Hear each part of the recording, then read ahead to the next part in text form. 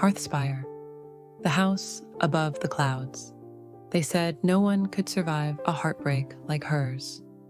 After the accident, after the papers, after the long silence from the world that once echoed with laughter, Amelia Harper packed everything she owned into a few trunks and left the ground behind. Literally. She had always been a dreamer, the kind of person who built things no one asked for. Self-watering rose trellises, floating lanterns that responded to piano notes, teacups that whispered old poems when warmed. Her husband, Daniel, used to say she didn't live in the world. She hovered just above it. After losing him, that became more truth than metaphor. She bought an old Victorian house on the outskirts of a quiet town. No one asked what she was doing with it. They knew better than to question the grieving woman with the silver hair and clouded eyes. Over the next 2 years, Amelia worked tirelessly, hammering, coding, enchanting, welding, and dreaming. When it was finished, she called it Hearthspire. Then one morning, quiet as breath, she launched it. Neighbors woke to find the Harper house had vanished from its hillside plot, replaced by a crater of scorched grass and drifting dandelions. They searched, they questioned, but no one ever saw Amelia again. That's because she wasn't on the ground anymore. She was up there, where the clouds curled like waves around a ship, where the sun broke the sky in golden ribbons, where wind sang through the floorboards and memory softened at the edges.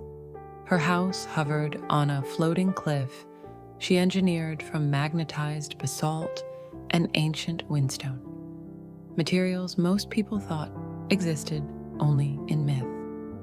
She had tied the structure to a network of sky currents she mapped by watching migratory birds and decoding forgotten star charts. Inside, everything stayed exactly as she and Daniel had left it. But slowly, gently, she added new things. A sunroom of stained glass windows shaped like wings. A balcony where clouds rolled right to the doorstep. A greenhouse with gravity-defying blooms that danced in slow spirals. She still missed him every day. But in the sky, missing didn't feel like pain. It felt like remembrance, like music played on a piano no one else could hear. Sometimes, in the evenings, she would pour 2 cups of tea and sit on the porch, watching the sun melt into the horizon. One cup would go cold. The other, she sipped slowly. And sometimes, just sometimes, she would hear the soft creak of a chair beside her, the kind of sound that can't be explained, only felt. Visitors never came, but a few children claimed to have seen a house in the sky, glowing like a lighthouse in the mist, tethered to nothing but wind and longing. Grown-ups dismissed it, of course. But dreamers, the ones who had lost, the ones who still believed, they looked up longer. They waited a beat before saying it was impossible. Because maybe, just maybe, it wasn't. Amelia Harper built a home above the clouds, not to escape the world, but to rise above its pain, to build something new from what was broken, and to prove that healing isn't about returning to the ground. Sometimes healing is learning to fly,